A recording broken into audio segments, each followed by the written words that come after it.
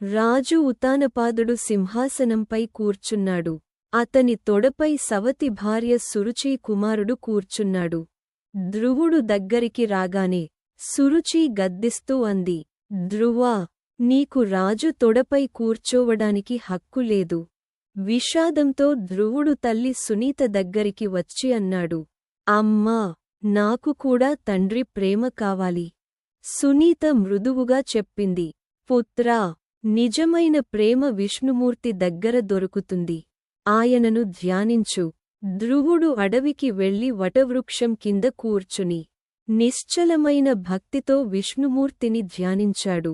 చివరికి విష్ణువు ప్రత్యక్షమై ఆశీర్వదించాడు, ధ్రువా, నీ భక్తి నిత్యమైనది.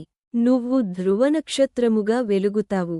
నీతి, పవిత్రమైన భక్తి ఉంటే దేవుడు తప్పక దర్శనమిస్తాడు. తరువాతి భాగం కోసం సబ్స్క్రైబ్ చేయండి.